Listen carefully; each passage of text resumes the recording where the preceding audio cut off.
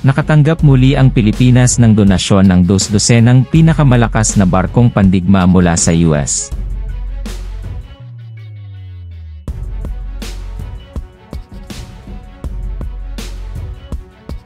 Sa gitna ng Manila Bay, kung saan kumikinang ang tubig sa ilalim ng araw ng tanghali, nakatanggap ang Pilipinas ng hindi inaasahang regalo mula sa matagal na nilang kakampi sa buong Pasipiko.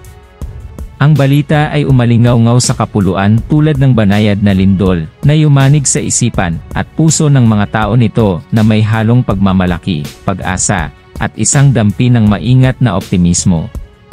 Nagsimula ito sa isang simpleng anunsyo, na na-broadcast sa lahat ng mga pangunahing channel ng balita, at nag-splash sa mga front page ng mga pahayagan. The United States will provide 13 Ticonderoga-class retired ships to the Philippines. Para sa isang bansang madalas na nahuhuli sa pag-agos at daloy ng geopolitical tides, ang alok na ito ay higit pa sa paglipat ng hardware ng militar. Sinasagisag nito ang isang mas malalim na pangako, isang kilos ng partnership na nabuo sa mga dekada ng ibinahaging kasaysayan at paggalang sa isa't isa. Sa mataong kalye ng Maynila, kung saan nagkakagulo ang mga jeep at nagtitinda ng kanilang mga paninda, mabilis na napunta ang usapan sa kung ano ang ibig sabihin nito para sa kakayahan ng depensa ng bansa.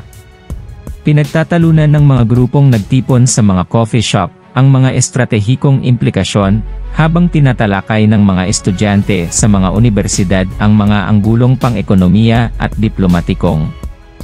Kabilang sa mga malapit na sumusunod sa mga pag-unlad ay si Miguel Santos, isang veteranong opisyal ng hukbong dagat na naglingkod sa kanyang bansa nang may hindi natitinag na dedikasyon sa loob ng mahigit 2 dekada. Ang kanyang pagod na mukha ay nagtataglay ng mga linya ng karanasan, at ang kanyang mga mata, bagaman pagod, ay nagtataglay pa rin ng kislap ng pagmamalaki sa tuwing nagsasalita siya tungkol sa hukbong dagat ng Pilipinas. Umupo si Miguel sa paborito niyang lugar sa isang maliit na cafe malapit sa Naval Headquarters. Humihigop ng kanyang kape ng dahan-dahan habang binabasa niya ang mga detalye ng anunsyo sa kanyang tablet. Ang mga cruiser ng klase ng Ticonderoga ay kilala sa kanilang versatility at firepower, na idinisenyo upang pangasiwaan ang malawak na hanay ng mga misyon mula sa air defense hanggang sa surface warfare. Para sa Pilipinas, isang bansang may malawak na hangganang pandagat at pangangailangang igiit ang soberanya nito sa gitna ng mga tensyon sa rehiyon, ang mga barkong ito ay kumakatawan sa isang makabuluhang pagpapahusay sa mga kakayahan nito sa pandagat. Habang pinag-iisipan ni Miguel ang mga implikasyon, ang kanyang mga iniisip ay naanod sa kanyang kabataang mga araw sa dagat. Naalala niya ang mga pagkakataong nagpapatrolya ang kanyang barko sa mga karagatan sa palibot ng Palawan, nagbabantay laban sa ilegal na pangingisda, at pinangangalagaan ang likas na yaman ng bansa. Ang mga hamon ay palaging nakakatakot, na may limitadong mga mapagkukunan, at nakakatandang kagamitan. Ngunit ngayon, sa pangako ng mga modernong sasakyang dagat na ito, nagkaroon ng panibagong pakiramdam ng pag-asa. Ang mga sumunod na linggo ay isang ipoy-po ng mga paghahanda at negosasyon. Ang mga pangkat ng mga inhinyero at dalubhasa sa hukbong dagat mula sa dalawang bansa ay walang pagod na nagtrabaho upang matiyak ang maayos na paglilipat ng mga barko. Ang mga programa sa pagsasanay ay itinakda upang gawing pamilyar ang mga tripulante ng Pilipinas sa mga advanced na sistema sa barko, habang ang mga espesyalista sa logistik ay nag-uugnay sa transportasyon ng mga ekstrang bahagi at mga bala. Sa gitna ng logistical bustle, may mga sandali ng pagdiriwang at pagmumuni-muni. Sa isang seremonyang dinaluhan ng mga matataas na opisyal mula sa dalawang bansa, ang una sa mga barko ng klase ng Ticonderoga, na pinangalan ng BRP Lapu-Lapu pagkatapos ng isang iginagalang na bayaning Pilipino, ay opisyal na ibinigay sa hukbong dagat ng Pilipinas. Napuno ng pagmamalaki si Miguel nang makita ang makinis na kasko ng barko sa tubig ng Manila Bay. Ito ay higit pa sa isang sisidlan. Ito ay isang simbolo ng lakas at katatagan, isang pangako na pangalagaan ang kinabukasan ng bansa. Ngunit nanatili ang mga hamon. Alam ni Miguel na ang pagkuha ng mga barko ay ang unang hakbang lamang. Ang tunay na pagsubok ay nakasalalay sa kung gaano kahusay ang mga ito ay maaaring isama sa mga umiiral na operasyon ng hukbong dagat, kung gaano kabisa ang mga ito na mapapanatili at mapanatili sa mga nakaraang taon.